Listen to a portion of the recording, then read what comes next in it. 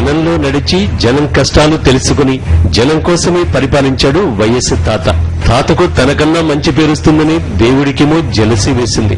అందుకే పైకి తీసుకెళ్లినట్టున్నాడు అంటూ చిన్నారులు సాక్షికి తమలోని ఆవేదనను లేఖల రూపంలో పంచుకున్నారు.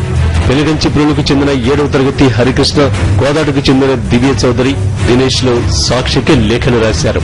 వైఎస్ తాత చనిపోతే కొంతమందికి గుండె ఆగిపోయింది, ఎవరూ బాధపడద్దు, నేనొస్తానని జగన్ అంకులు బయలుదేరారు.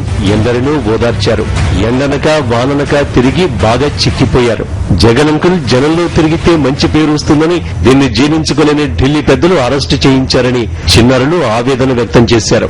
తమకు తమ ఫ్రెండ్స్ కు జగన్ అంకుల్ బయటకు రావాలనుందని, అందుకోసమే తాము రోజు దేవుడికి ప్రార్థనలు చేస్తున్నామని చిన్నారులు లేఖ ద్వారా వివరించారు. జగన్ ను రాష్ట్ర ప్రజలంతా అభిమానిస్తున్నారని మరో లేఖలో senior software engineer Gopal Gorantla అన్నారు. తండ్రి దుర్మరణంతో పుట్టెడు దుఃఖంలో ఉన్నప్పటికీ వైఎస్ఆర్ కోసం ప్రాణాలర్పించిన వారిని పరామర్శించేందుకు జగన్ ఓదార్పు యాత్రకు బయలుదేరారన్నారు.